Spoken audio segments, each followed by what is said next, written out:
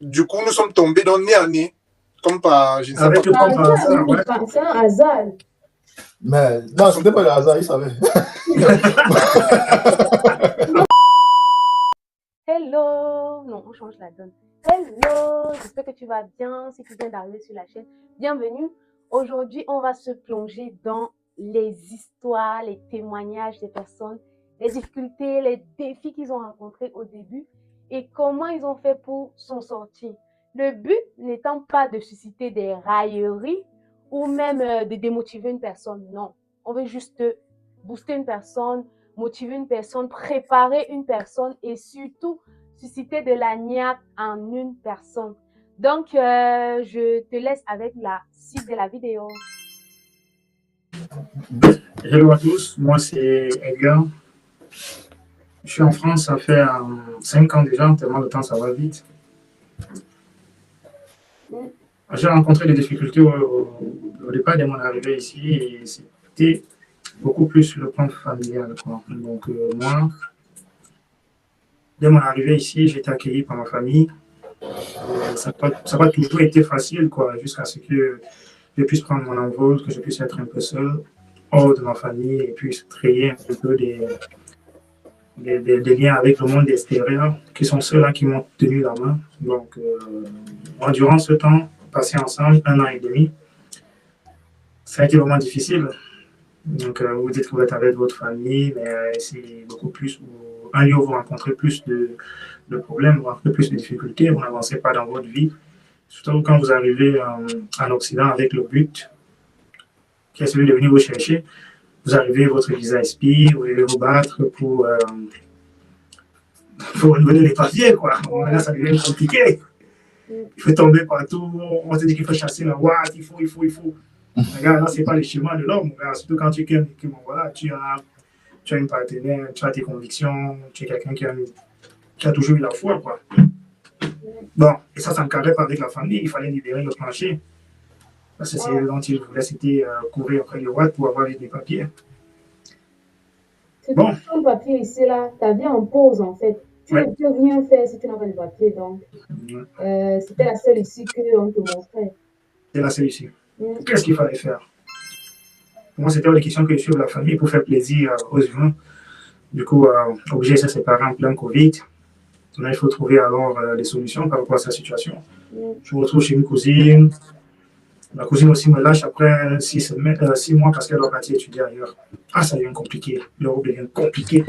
Ah, je me pose des questions. Je me dis, mais est-ce que ça valait le coup? Est-ce que ça valait le coup de venir en Europe? Est-ce que je ne devais pas rester à Diamassi faire ma vente le poulet? Qu'est-ce que je suis venu chercher ici? Les gars, ça a été dur. Hein? Ah, j'étais avec ma famille en Occident. Je me dis, hey, bon, c'est comme ça. C'était un hiver. Le 24 mars que j'étais décidé. Ah, de toute façon, elle était restée dans la maison. Attends, tu as retenu la dernière. Non, moi, je ne sais même pas si c'était l'hiver ou c'était l'été. C'est là que j'ai retenu. Je me pose des questions, je me dis, mais tous mes promotionnels des travaux publics sont intégrés. Je me dis, est-ce que ça valait le coup? Là, après, je me dis, ça ne sert même plus à rien de penser à ce qui est passé. Bon, tu ne peux pas faire retour en arrière, c'est difficile. Je me dis, Dieu a toujours été là. Je prends courage. Je rencontre des personnes de bonne foi, bonne moralité qui m'aident. Les personnes que Dieu a mis sur ma route sont ces gens qui me tiennent la main et me disent, tu as étudié à Boula, tu es anglophone, tu as. Il faut faire comme ça. Ce sont eux qui rédigent même le schéma pour moi. Ils me disent, va déposer. Je pars, je dépose. Et encore, avec la pandémie, le Covid a fait pratiquement 2 ans. Bon, c'était un peu long. Pour que la préfecture te convoque, pour que la préfecture examine ton dossier, tu n'es pas le seul. Bon, ça fait pratiquement 2 ans. Et entre-temps, 3 ans. Entre-temps, j'ai habité 6 mois. Comme un épervier. J'habitais à gauche. J'habitais chez Stéphane 2 jours. Stéphane que j'ai connu aujourd'hui, il m'avait 1 semaine. Il m'avait chez l'autre 1 semaine. Il y a des gens comme ça. Après, j'ai pu avoir mon premier logement en septembre. En septembre, j'ai mon premier logement. J'arrive encore, les difficultés, c'est beaucoup plus au niveau des garants parce que le bailleur te dit, tu as un visa expiré, tu n'es pas à jour, il te faut des garants. Tu fais comment? Expiré, il faut toujours garant. Il faut des garants. Il me dit, il faut 2 garants. Je me bats, je parviens à avoir un garant. Il est précis de nationalité française. Je parviens à avoir un garant de nationalité française qui a des revenus stables, quand on dit un père de famille, qui est au moins dans 5 à 6 par mois. Je viens avec tout sourire. Ma chambre était colocation 350 €, toute charge comprise. Je donne tous les papiers au papa. Il me dit non, il faut un deuxième garant. Je parviens à avoir un deuxième garant de nationalité espagnole. Il me dit, il rejette le dossier. Il dit, il veut un deuxième garant de nationalité française.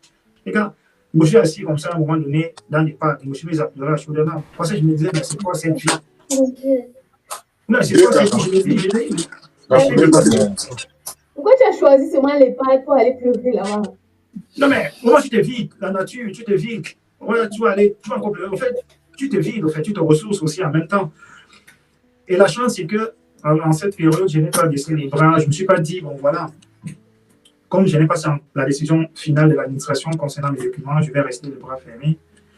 J'ai commencé avec la cantine Savoyard où je faisais à manger aux nécessités. J'ai commencé dans un centre où je donnais les cours aux lycéens et aux collégiens. Et c'est où l'horizon commence à s'ouvrir. C'était du bénévolat gratuit. Tout était gratuit. L'horizon commence à s'ouvrir. Tu faisais comment? Même pour oui, même pour le deuxième garant. Et c'est là, donc, avec le directeur de la cantine, je pose le problème, je dis, voilà, je rencontre tel souci. Il me dit, mais non, c'est pas grave. Il prend ses papiers, il fait toutes les photocopies, me donne son avis d'imposition, touche pas, je donne. C'est comme ça que j'intègre le logement. Wow. C'est comme ça que j'intègre le logement. Comme ça. Bon, c'est comme ça, je commence doucement. Je rencontre toujours les mêmes gars qui m'aident. Au départ, c'est lui qui me donne même son doc, comme voilà. Essaye un peu de bousculer avec si tu peux avoir un job. Quand elle prend son doc, il commence à travailler. Je travaille 6 mois. Tout était bien. Mais après, du jour au lendemain, en février, j'ai dit, même ça, je ne veux même plus. J'abandonne. J'ai dit, même sans papier, tu peux faire quelque chose de bon. Surtout quand tu as un dossier déposé à la préfecture, tu peux faire quelque chose de bon. Je me concentre, je fais un CV. Je passe dans 16 ou 17 restaurants. Je dépose le CV. Parce que je savais que c'était un domaine où les gens ne voulaient pas travailler. Je dépose le CV. Sur les 17, il n'y a qu'un seul qui m'appelle. Sur 17, un seul qui m'appelle. Ça, c'est en juin 2021. Il m'appelle. Moi, je n'ai pas cherché à mentir. Hein. Il dit, vraiment, je n'ai pas de papier. Hein. Moi, je n'ai qu'un récépissé qui ne m'autorise pas à travailler. Il me demande qu'est-ce qu'il y a lieu de faire. J'ai dit, bon, moi, je peux faire des stages. Par contre, j'étais à la mission locale des jeunes. Je peux faire la convention de stage. Il me dit, va voir avec la secrétaire parce que je ne connais vraiment pas l'affaire des papiers. J'explique à la secrétaire. Je dis avec la convention. Elle appelle la structure qui me rédige la convention et confirme qu'effectivement, oui, c'est une bonne convention parce qu'il fallait qu'il vérifie. Je commence le stage 2 mois. Je m'accroche, c'était difficile. Hein. Vous arrivez dans une entreprise en plein été où on embauche 15 personnes, vous êtes la seule personne de couleur. Ah, c'était difficile. Commencer bon, comme je dis, pas d'échelle. Bon, il a dit que les diplômes, tout. Moi, je ne suis jamais allé à l'école.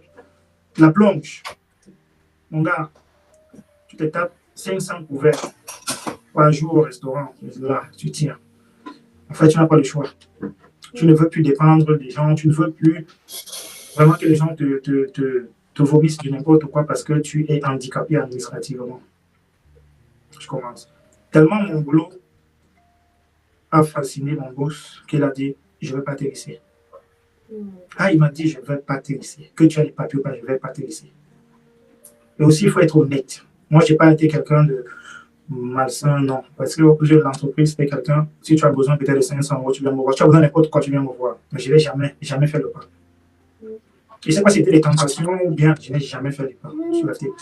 Car, 1 mois et demi, il restait 2 semaines pour que mon truc s'achève. Il me demande qu'est-ce qu'il y a eu de faire parce que je ne vais pas te laisser. Il appelle la députée de la Savoie parce que je suis en Savoie. Il appelle la députée, il appelle le préfet. Il pose mon problème. Le député essaie, elle bouscule, mais on rejette, on dit il faudrait que j'ai d'abord la décision finale de ma demande des papiers. Par contre, je peux avoir en parallèle l'autorisation de travail. C'est comme ça qu'il monte tout. Même ça, pour qu'un patron puisse te faire cela, c'est difficile. Hein? Bon, c'est-à-dire prendre l'avance, faire une promesse d'embauche, c'est difficile. Il a fait tout. J'ai eu mon premier contrat en septembre. Laissez-moi vous dire que je faisais entre, je ne sais pas combien de kilomètres, peut-être 30 km, parfois à vélo, Pour aller au travail. pour aller au travail. Parce que voilà, quand les trains s'arrêtent à 19h30, vous finissez au restaurant à 23h, tu fais comment? Tu dois travailler. Tout ça, je cachais, je ne voulais pas faire ressortir cela parce que je me disais que c'était une faiblesse. Peut-être on allait me dire non, on t'a aidé sur tel plan, on t'a. Ouais, après, Jusqu'à aujourd'hui. poser tous tes problèmes à ton boss, ce n'est pas Exactement. faire. Ah ben, c'est bien. Il a demandé à maintes reprises si tu as un souci, tu peux le poser, quoi. Je vais, non. C'est la deuxième année, en 2022. Il a vu que c'était pénible pour moi de rentrer dans ma ville, qu'il m'a donné une chambre. Il m'a même donné les clés. Il dit les clés de chez lui. Comme mon boss prend les clés de son appartement, comme il me donne. Il me dit voilà une chambre, dehors là-bas. Vous voyez, ça suscitait un peu des interrogations dans l'entreprise parce que certains collègues qui sont dans l'entreprise depuis peut-être 5-7 ans n'ont jamais eu les privilèges que j'ai eu. Ils n'ont jamais. Après, moi, je me dis, tout ça, c'est la foi. Moi, je me suis accroché, je me suis dit, je sais ce que je veux, je suis là pour un but et je vais l'atteindre. Je vais l'atteindre, du coûte que va, je vais l'atteindre, je vais tenir. Et jusqu'à aujourd'hui, on est ensemble. Ça fait en sorte que tout ce que je demande, côté administratif, tout a été résolu, tout. Moi, je dis, ce sont ces difficultés que moi j'ai rencontrées quand je suis arrivé ici, jusqu'à il y a un an en arrière, quand j'ai eu cette stabilité au final, le sens administratif, que bon, voilà. D'à peu près 3 ans de galère, alors. 3 ans. 3 ans de galère. Aïe, Seigneur. 3 ans. Je pense que c'est d'apprendre à parler de ses problèmes à ses proches, parce qu'on ne sait pas parfois qui peut avoir une solution à ce problème.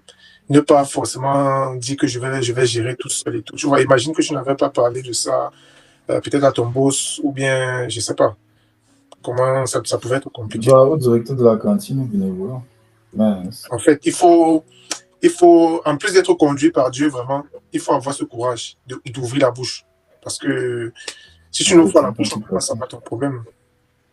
Oui, effectivement. J'ai eu, comme je dis, il y a aussi cette possibilité, et comme certains le disent souvent, tu arrives en Occident, dans ta tête, c'est que c'est la femme qui donne des papiers.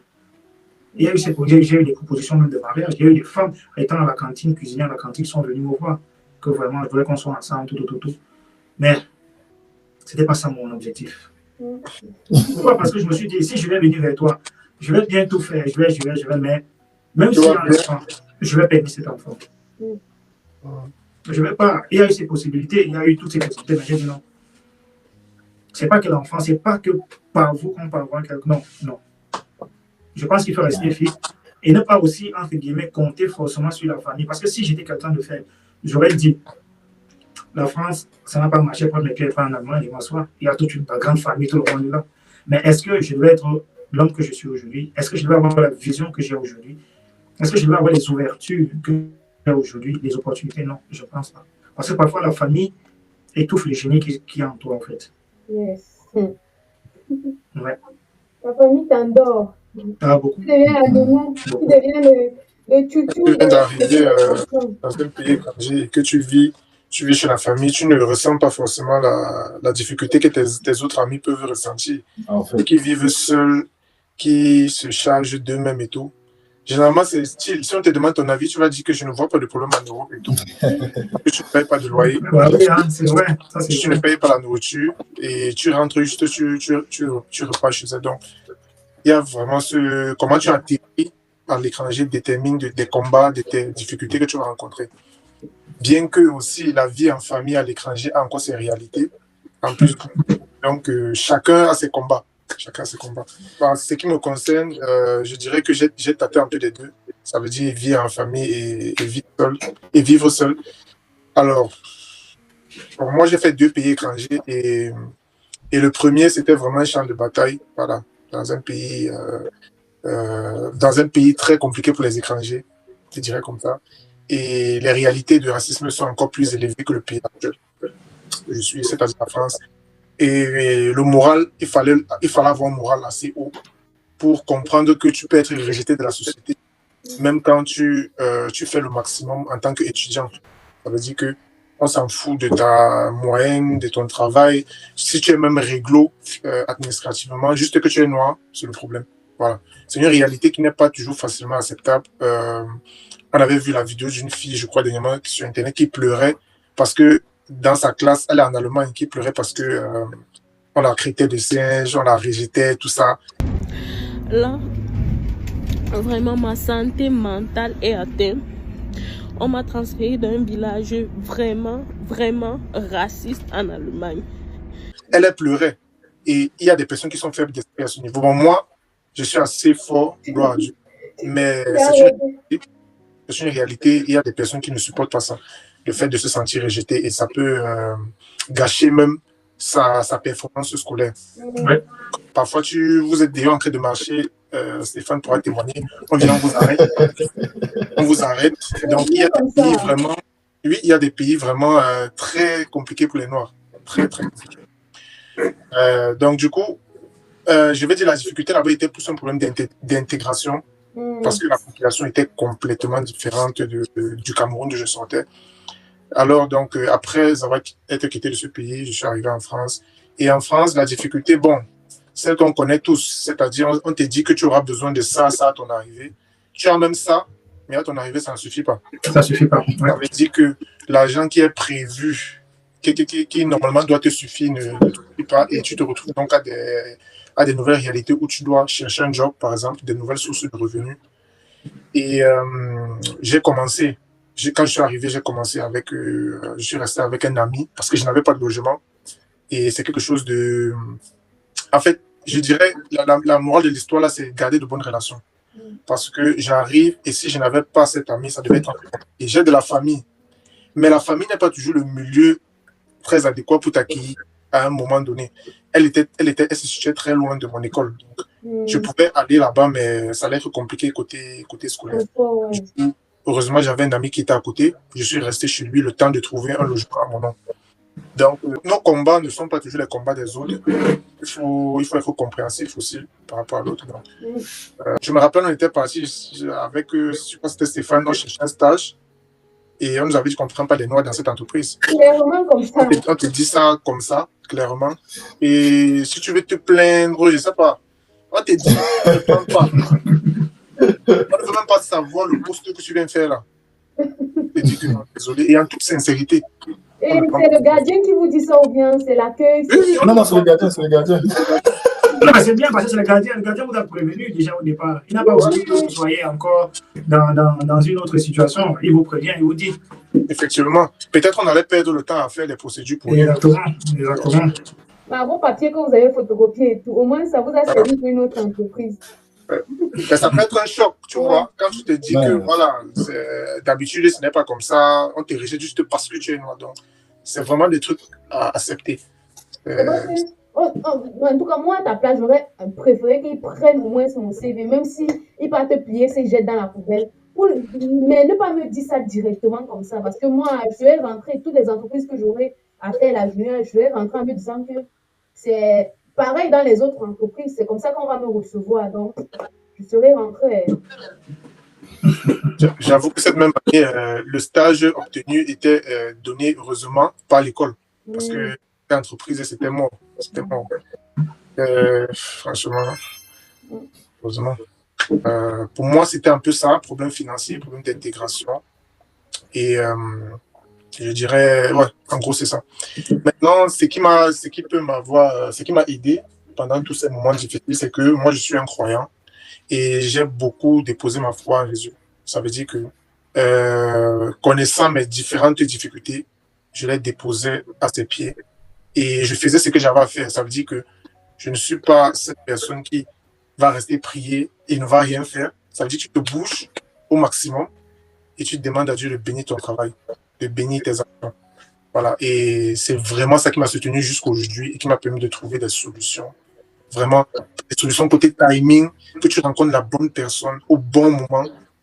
Vraiment, je ne pense pas qu'un homme puisse programmer ça. C'est vraiment divin. Et je continue d'avoir ce genre d'expérience et moi, je rends juste gloire. Ah, c'est super. C'est super, vraiment. Pour mon expérience à moi, elle n'est pas très différente de celle de Loïc parce que, bon, déjà, quand je finis les études de licence, Loïc, lui, a déjà voyagé. Et j'étais en train de faire déjà une formation de mon master en ligne. On va dire que j'ai tant bien que mal fini. Et puis, j'étais encore très jeune, du coup, j'ai eu envie de continuer encore les études et tout. C'est comme ça que Loïc me fait de comprendre que non, ici, il y a une très bonne école. Et puis, vraiment, l'école était vraiment super. Et quand j'arrive, bon, tu te rends compte que, ok, en fait, quand tu es au Cameroun, tu sais que tu es noir, tu vois. Mais quand je travaille et quand je voyageais, c'est là que j'ai compris que j'étais. Là, c'est différent. Non, c'est C'est vraiment juste noir. au Cameroun, ne percevait pas encore bien la chose. Comprends que tu es noir. Voilà, c'est Non, très différent. c'est vraiment quand j'arrive là-bas que je comprends que j'étais. Pour vous dire, il y a une petite anecdote, genre, Loïc a lancé le sujet tout à l'heure. Genre, ça faisait peut-être un bon bout de temps que j'étais là, vu que j'habitais d'abord au foyer de l'école. Et puis après, bon, déjà, même tu quittes le foyer, tu ne quittes pas le foyer, on te chasse.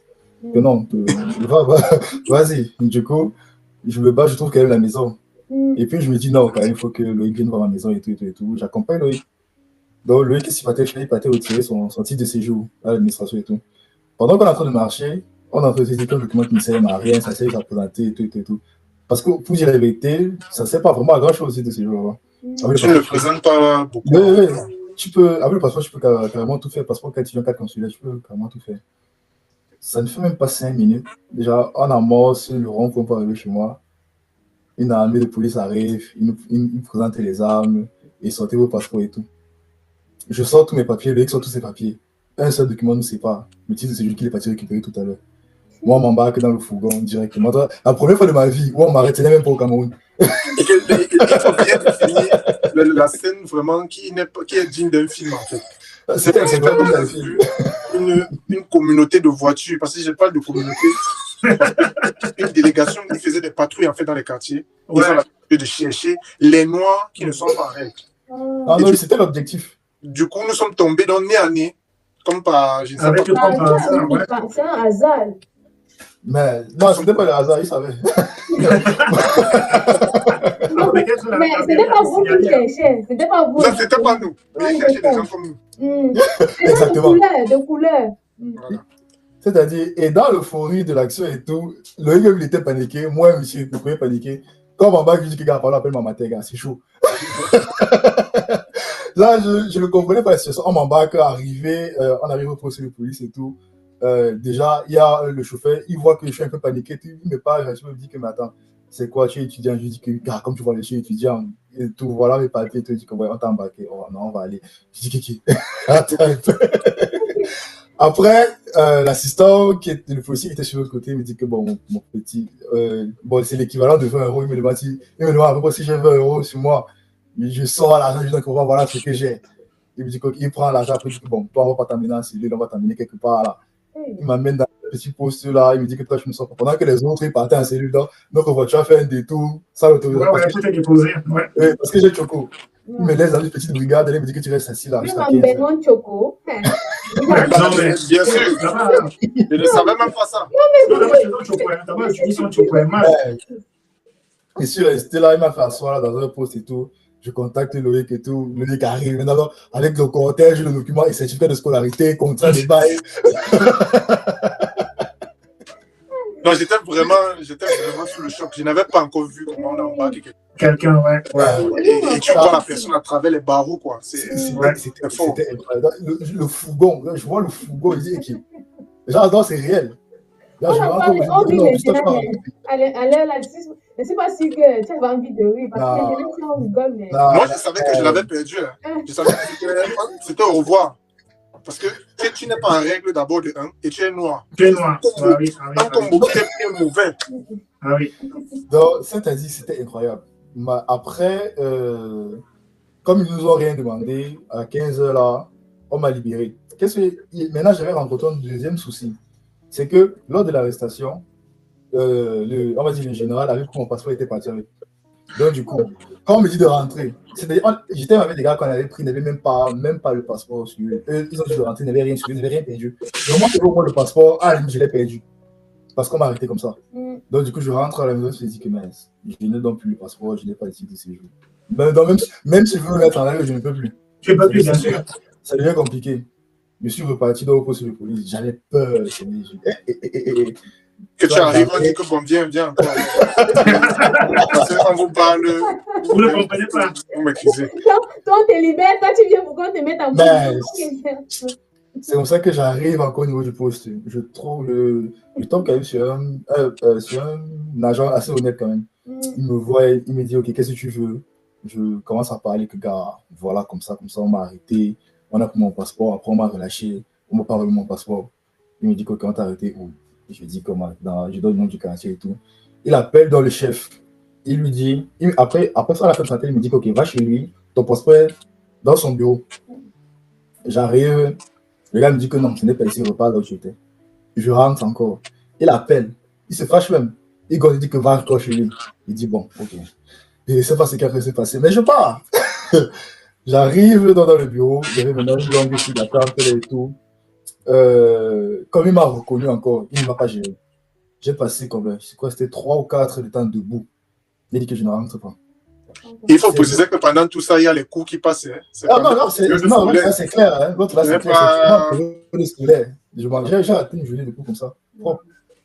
Je suis passé 4 temps debout. Après, les 16h30, comme ça, c'est à la fin du service. Il sortait en fermant le bureau. Après, il se rappelle que je suis dehors. Il dit Kiki, tu es encore là. Il dit qu'est-ce que tu veux? Il dit que, humblement, hein, que, pardon, mon grand, tu as pris mon passeport l'autre jour. C'est vrai qu'il n'y a pas de titre, mais j'ai besoin de ça pour faire le titre et tout. Il me dit qu'ok, il appelle son homme de main, il me dit de le suivre, que mon passeport est dans sa voiture. L'homme de main ouvre la voiture, mon passeport était ouvert, donc ouvert, sur la page de la pièce d'identité, retourné, et c'était marché dessus. Il avait marché dessus, il avait pissé mon passeport dans son véhicule, c'était au niveau des pédales là, non, il voulait avec, c'était posé. Même l'homme de main regarde mon passeport, il me regarde souvent. Je regarde l'homme de main, l'homme me dit, gars, prends ton passeport, laisse. Prends ton passeport, c'est bon, tu pars. Laisse-moi proposer, je dis, monsieur, je suis rentré. Et le détail à noter là, c'est que tu vois, s'il ne faisait pas ces efforts-là, que ce soit d'attente ou de persévérance, il perdait son passeport. Bien sûr. Et que tu dois en fait être dans un état où même quand ce qui te revient de droit, il n'y a pas, non. Tu dois toujours être là. C'est ça en fait. Sinon, tu perds. Ouais. C'est toi qui perds. Il n'y a personne d'autre qui va perdre là-dedans. Donc, forcément, il allait jeter ça, vu qu'il avait déjà marché dessus. Donc, certainement, il allait se balader à un endroit là, il balance tout ça au sol. Ou bien en bas, il est venu avec la. Non. Et attends, ouais. Et dans tout ça, c'était pas en français que tu parlais, donc il y avait déjà le défi de la langue. Oui, bien sûr. Je n'ai pas voulu parler de ça. Même moi, j'ai évité. Je n'ai pas voulu parler de ça, mais ce n'est pas français toujours. Tu es obligé de casser l'accent, de faire exprès de parler avec une certaine vitesse pour qu'ils puissent te comprendre, parce que il ne parle pas le français de base, et l'anglais, encore, c'est autre chose. C'est autre chose, oui. Moi, j'ai eu ce problème d'abord aussi, l'anglais, ça ne passe pas. On m'a dit, je suis smart adapté, et quand je suis rentré, ils ont dit que bon, ok, ici, là, vraiment, il faut un peu que j'ai retiré ces jours-là. Maintenant, je sais à quoi ça sert. Donc, maintenant, je sais à quoi ça sert. Donc, j'ai contacté les parents, on a fait le maximum pour se mettre à jour le plus tôt possible. Et après, il fallait maintenant continuer, vu que je me suis mis à jour et tout. Mais c'était choquant quand même. Ça t'a pas traumatisé. Le lendemain, tu as continué les films normalement. Non, tu sais, mon état d'esprit à ce moment-là, c'était quoi? C'était, tu vas pleurer et tu vas faire. Ça va faire quoi à qui? Si tu n'agis pas, rien. Si même que tu sois trop en colère, tu vas lui faire quoi? C'était ça mon état d'esprit. Tu ne peux rien faire. Tu vas lui faire. Tu es noir. Donc, en fait, c'est là que j'ai vraiment compris qu'être noir, c'est un problème. Pour ne pas être extrémiste, dans certains pays, même c'est un péché. Hein. Non, c'est la réalité. En fait, tu viens avec un autre problème à ta naissance. Juste pas ta il vous appelle tout à l'heure, là, on va chercher un stage. On est étudiant, c'est-à-dire l'école est ici, l'entreprise est là. Donc, la plupart des stagiaires de l'entreprise viennent de notre école. On est arrivé, on dit non, je ne prends pas les noms. Non, c'était tranquille. Je vous ai dit que je cherchais le logement, c'est pas parce que j'ai évité les anecdotes. Tu pars dans une résidence, tu arrives, c'est le bail qui dit que non, je ne prends pas les Africains. Ouais, il dit que je ne prends pas les Africains. Son pays se situe en Afrique, mais il te dit qu'il ne prend pas les Africains. Il ne prend pas les Africains. Bon, il a été gentil, hein. Il n'a pas voulu dire qu'il ne prend pas les Noirs. Tu ne dois pas te plaindre. Que pourquoi moi?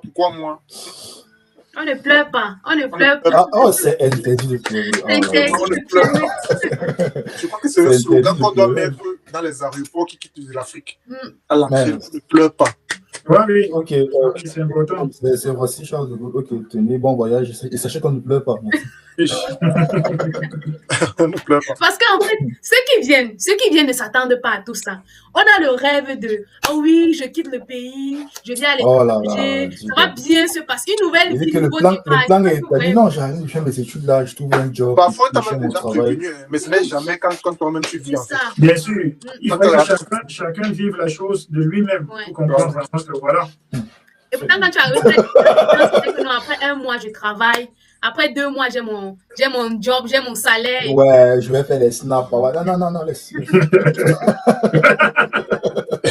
En fait, je pense qu'il faut être prêt à être confronté au problème. Parce que généralement, les personnes qui nous écoutent, généralement, certaines personnes disent que pourquoi quand vous êtes à l'étranger, vous avez tendance à vouloir décourager les autres.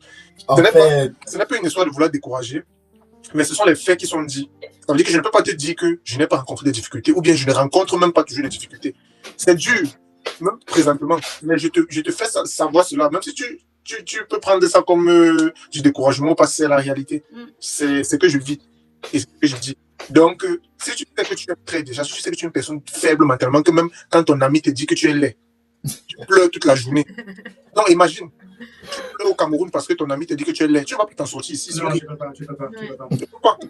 Tu peux pas. ah là là. ça, c'est vrai. Donc, il y a tout ça, cette préparation mentale à faire qui est très importante. En tout cas, soyez forts. Et il ne faut pas que les propos, ou bien ce qu'on a vécu, vous découragent. Non, Il a déjà, dit. si Chacun tu veut es venir, influençable il par les vient. propos, non, tu dois laisser. Non, C'est ça.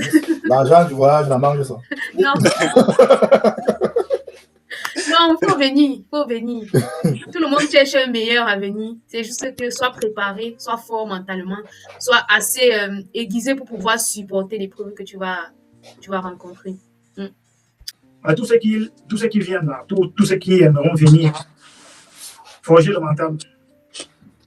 Forger le mental. Et dites-vous que vous êtes en train de partir vraiment en guerre. Vous êtes en train de partir en guerre. Et en guerre, c'est soit tu gagnes, soit on te gagne. Et pour ceux qui peuvent avoir des doutes s'ils peuvent s'en sortir, moi je vous recommande de recommander votre sort à l'Éternel en fait, avant de je sais pas si tu as comme des doutes, tu ne sais pas vraiment si tu peux t'en sortir ou pas, mais que tu comme ça que... Tu sais, c'est que moi je dis toujours, quand tu arrives en Occident, bien que ce soit dur, si c'est même trop rose, pose-toi les questions. Hein. Si tu es en vie ou bien tu rêves. Pose-toi les questions. Non, mais c'est quelque chose qu'il ne fallait pas.